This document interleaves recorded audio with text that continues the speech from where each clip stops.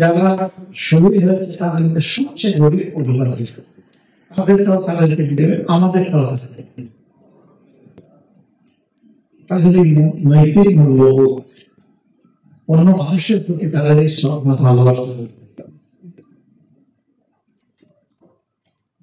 আমাদের চোখের না থেকে প্রাণ করেছে। মানবতা বেঁচে আছে, মরে যায়নি।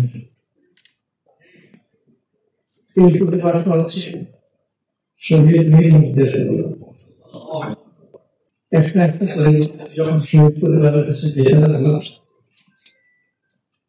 শেষ পর্যন্ত এই সামনে খাইয়ে খেলাম দিন আনে দিয়ে থাকে। যারা শহীদ হয়েছে তাদের মধ্যে 70 ভাগ সেই মানুষ শ্রমিক ছিল, তাদের সম্পদ ছিল ভালো, দেশের জন্য আল্লাহর দ্বারা একটা পবিত্র জীবন ছিল, সেটা আল্লাহ তাদেরকে তারা দিয়ে দিয়েছে।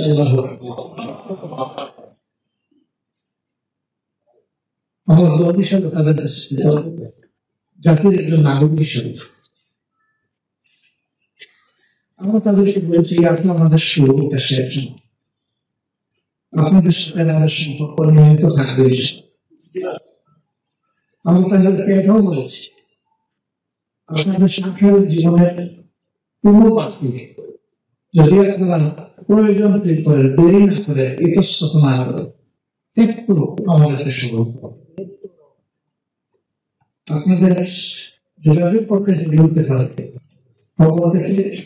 আমাদের আসছে বুঝে পাবেন। আপনাদের সুখের সময় আমাদেরকে স্মরণ করলে ভালো, না করলে কোনো অসুবিধা নেই, কিন্তু আপনাদের দুঃখের সময় যদি মেহরবানি করে আমাদেরকে যাতে এই দুঃখের ভাগটা আরো হতে এই শরীর পরিবারগুলো আল্লাহ তাআলার দরবারে দুনিয়া এবং আখিরাতে মর্যাদা লাভ করবো, সীমাহীন মর্যাদা লাভ করবো।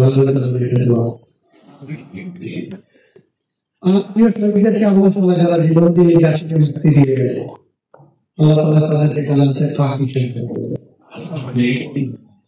যারা আহত হয়েছে, এখানে আমি একটু বেশি ইতিহাস কিন্তু মাঝে মাঝে ইতিহাস নবীন হয়ে যায় এবং পুঁথি বলা হয়েছে। এই জন্য এই ইতিহাসকে ধরে রাখা হচ্ছে। আমাদের উপরে বহু চাপ, আমাদের সীমাহীন সীমাবদ্ধতা, তারপর আমরা সাহস করে আল্লাহর উপর ভরসা করে হাত দিলে যারা প্রত্যেকটি শহীদের প্রোফাইল অবশ্যই তুলে দিল। এই জন্য প্রয়োজনীয় সংস্কার আর অপরাধীদের বিচার। আমরা জানি সব বিচার এই সময়ের ভিতরে শেষ সম্ভব নয়, কিন্তু বিচারের ক্ষেত্রে আমরা সরকার এবং বিচার বিভাগের আন্তরিকতা দেখতে চাই। আমরা দৃশ্যমান কিছু দেখতে চাই, 2-4টা হলেও শীর্ষ অপরাধীদের শাস্তির ব্যাপারটা হবে। এরপরে এই ধারা চলমান থাকবে, যারা পরবর্তী পর্যায়ে দেশের শাসন ক্ষমতায় আসবেন তাদের নৈতিক দায়িত্ব হবে এই বিচারকে চালিয়ে নেওয়া এবং এটাকে সমাপ্তি দিয়ে নেওয়া। যদি কেউ ধানাই পাড়াই করেন, মনে রাখবেন যুবকরা